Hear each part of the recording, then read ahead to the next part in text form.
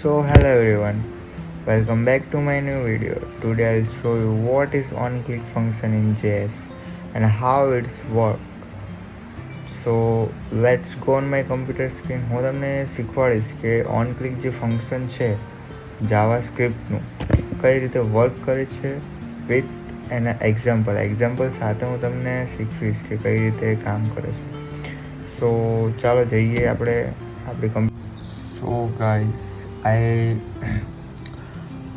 made three files one is like HTML, second is CSS and third is JS. So this is my HTML file.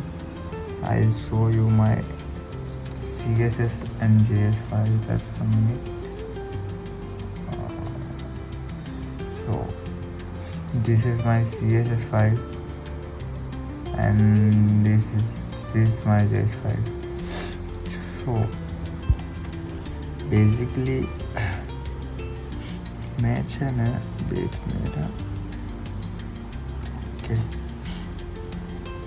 ને HTML ફાઇલમાં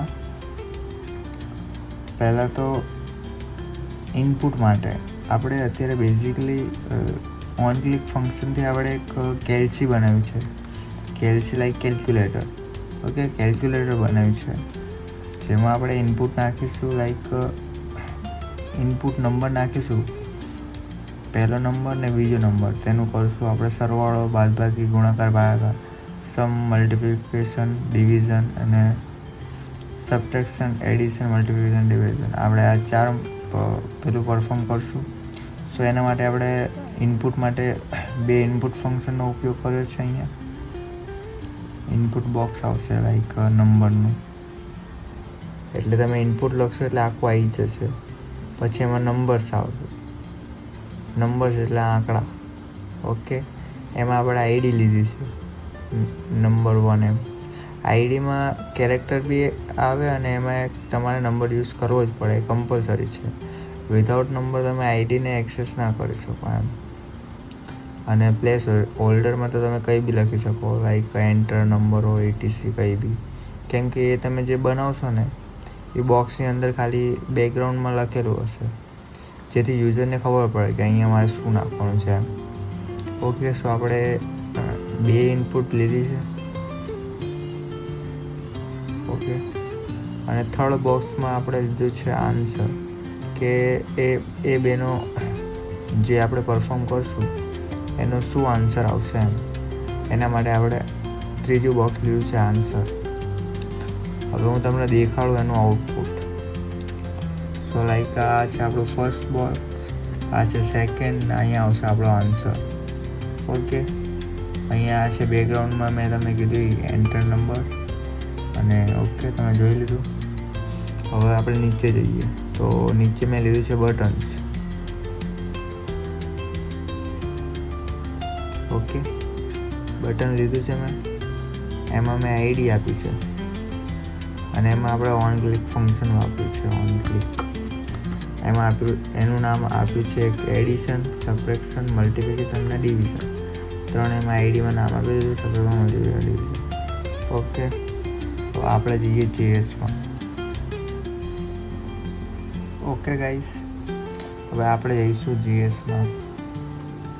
તો JSમાં ગયા, અહીંયા આપણે function બનાવ્યું, like function લખશું એટલે ફંક્શન આવી જશે.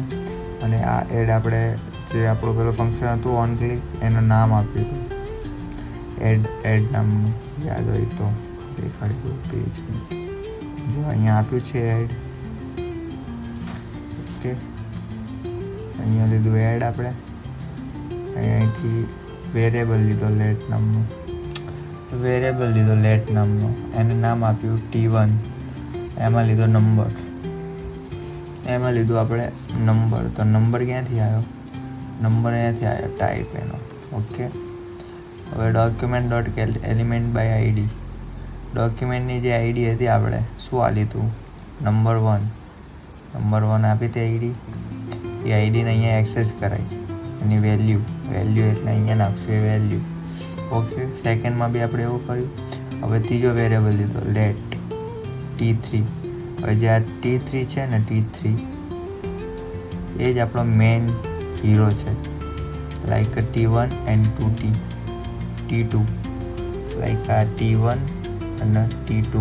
ઓકે, આમાં આપણે વેલ્યુ નાખશું કઈ બી, લાઈક અહીંયા આવી જોઈએ 14, 14. ઓકે, તો T3માં આ બેનો શું થશે? સરવાળો. અહીં સરવાળો કરો, T1 T2 એનો થશે સરવાળો. અને document get element by answer નામનું જે બોક્સ છે ને એમાં વેલ્યુ 3 પ્રિન્ટ થશે. ઓકે, આ છે આપણું આખું ફંક્શન એડિશનનું. સો આખું ફંક્શન હવે તમને રન કરીને દેખાડું. ઓકે, અહીંયા છે, રૂકો આને રિફ્રેશ જ કરી દઈએ. ચાલો રિફ્રેશ થઈએ. હવે અહીંયા લાગશું 3, અહીંયા લાગશું 7. અહીંયા પ્લસ દબાઈશ એટલે આ બંનેનું એડિશન થઈને અહીંયા આન્સર આવશે. આવી ગયો 10, 7, 8, 9 ને 10. અહીંયા હું વધારી દઈશ. ઓકે, તો હવે અહીંયા આન્સર આવી જશે 7 × 14 આવી ગયો. લાઈક હવે આપણે બધાનું એવું ફંક્શન બનાવી દીધું. ઓકે, તો આ બધાય પરફોર્મ થશે. થઈ ગયો 0, 49 થઈ ગયો ને. આ રીતે તમે જાવાસ્ક્રિપ્ટથી બધા ફંક્શન બનાવી શકો છો અને એને યુઝ બી કરી શકો છો easily. Big thank you for being